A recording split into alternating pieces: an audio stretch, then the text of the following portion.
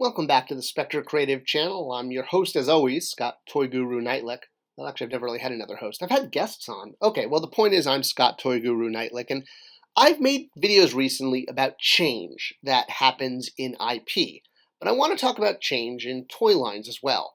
And there's a lot of change going on in many of our beloved properties, that we've been following. Han Solo has gone from a rogue smuggler to a gray-haired deadbeat dad. And, for good or ill, that's now how he is. He-Man has gone from a symbol of the 1980s and male masculinity to a female African American. Either way, for good or ill, these changes happen. And one of the things that gets asked a lot amongst the toy collecting public, the people who are like you that are probably watching this video, is why does change happen so much to action figure lines? And why is it that we're not getting as deep of a character selection as we used to? A lot of people jump to conclusions, everything from conspiracy theories to toy companies hating us, and it really isn't about that at all. So let me take you through a little history and kind of conclude with why toy lines change scales a lot and why this means we're going to be getting fewer and fewer characters. So back in the 80s, we had Star Wars figures. Now we still have Star Wars figures. And they're offered at more and more scales, but the 3 3/4 scale tends to be the one that was sort of king of the hill. For decades and decades, except for that brief time between 85 and 95, you could pretty much always find a 3 3/4 action figure on your toy shelf. The 3 3/4 line was designed because it was meant to be an accessory to the vehicles originally. Kenner thought that kids were going to want the vehicles more than anything else, so the figures were scaled to fit in them as an accessory, much like Barbie has different outfits, or Ken.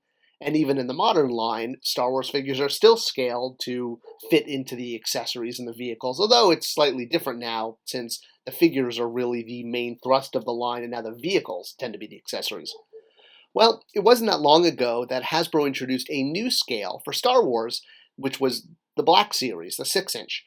And when this first came out, a lot of collectors treated it as really a novelty.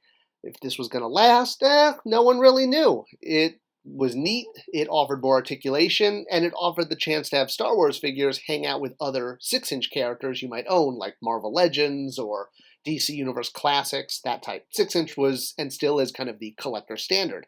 Star Wars being offered in 6-inch for the first time, well, it was kind of groundbreaking, and now it's really overtaken 3 3/4 as terms of the main line that Hasbro offers. 3 3/4 has been around for decades, 40 years, but now 6-inch is really becoming the scale that is the day-to-day bread and butter of Hasbro's product line. And a lot of fans were very concerned about jumping ship to this new scale when it first came out, and this is for a couple reasons. Jumping scale, essentially, you're starting over from day one. And the investment you've made from years and years of collecting, and if you're anything like me, you pose in front of your collection all the time in a suit, right? Okay, maybe you don't. But this is me in front of my 3 3/4 collection. Each one of those drawers behind me has an individual figure with their accessory in it. I'm pretty hardcore with this. So when a figure like Bucky O'Hare, Jackson, comes out, who has never been released in the 3 3/4 line, it tends to feel icky, because here now is the 6-inch line getting special treatment, and those of us who have been investing in 3 3/4 for decades are now left wanting and being like, oh man, we don't get our, Space Bunny. Another good example, keeping with the Star Wars theme, are the Duros aliens from the Cantina. One of them, Elos Marek, I'm probably mispronouncing his name. What can I say? I'm terrible at these things. He was released in the Power of the Jedi line he was so popular that fans voted him into the line. Well, that was all merry and good, but then another line came along, the Galactic Heroes line, and while you could get good old Ellis Merrick, I should probably look him up before I record these videos, huh? Either way, Duros #1, the one that's in the white suit that actually has the alien hands, well, he was available in 3 3/4, and now here he is in Galactic Heroes, But if you want the other Duros, the one with the human hands, because they couldn't spare gloves, you had to buy that big pack. And now you could get the Duros in the tan sweater.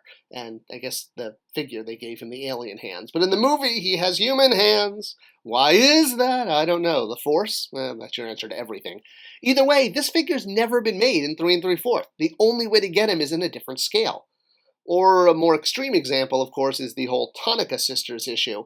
I made a whole video on why we can't really get figures of them. You can see the link above here. But the long and short of it is we're never going to get 3 3/4 or any figures of the Tonica Sisters ever again.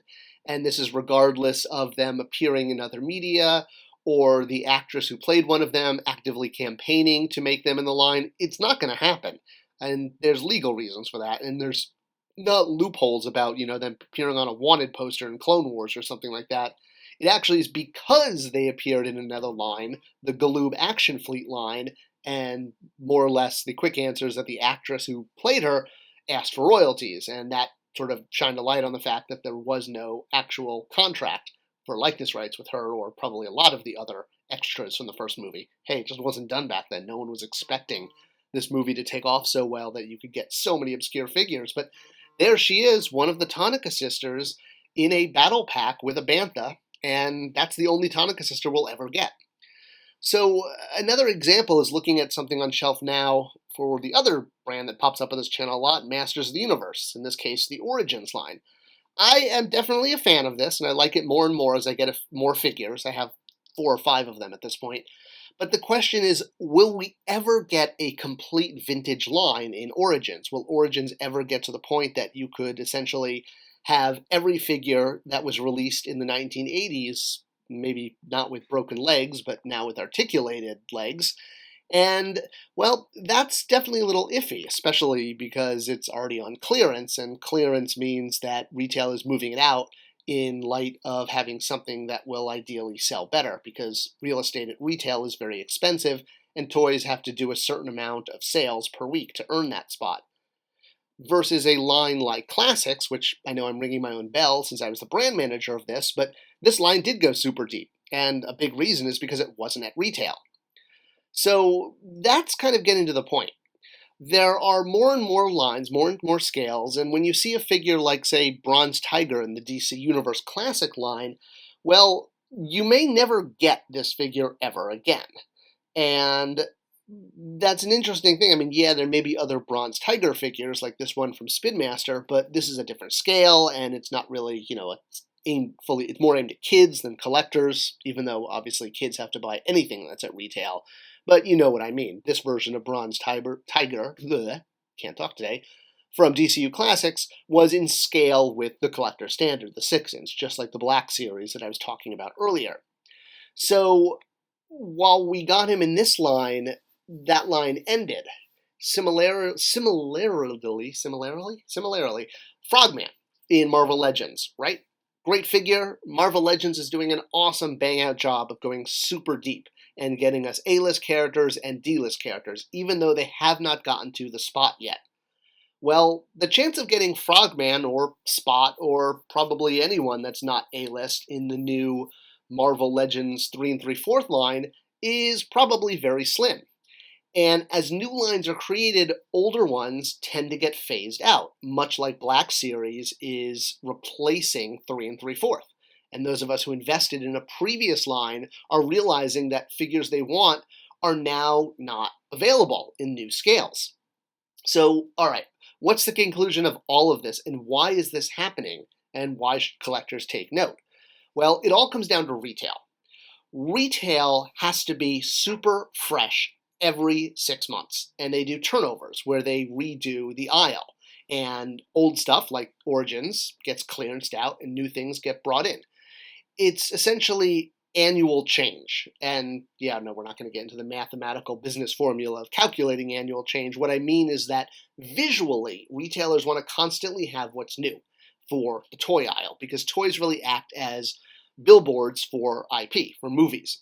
So there's constant innovation in the toy industry, more than any other. You find some innovation in toothpaste, of course. Every once in a while, toothpaste comes out in new flavors. But it's not at the rate you see in the toy industry. In the toy industry, there has to be a new fresh line on shelf every year, if not every 6 months. It's why sometimes you see package refresh when the 2000X He-Man line went from red to green and got a new title, Mostu versus Snake Men. Or another example is when Episode 9 came out for Star Wars, a new scale, like a 5-inch cartoony scale, was introduced, and there were almost no 3 3/4 figures. There were a couple of vintage figures, but it was the first Star Wars movie to not have 3 3/4, or the only Star Wars movie to not have 3 3/4. And while this line was definitely fun at kids, it illustrates the need of toy companies to constantly innovate. So going back to that vintage series that I mentioned, we're getting fewer and fewer.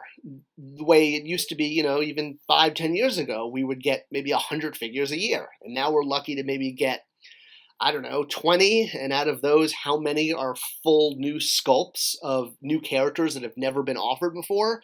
Versus the line is filled with a lot of repaints. Because one, it's a lot less expensive to do repaints that way.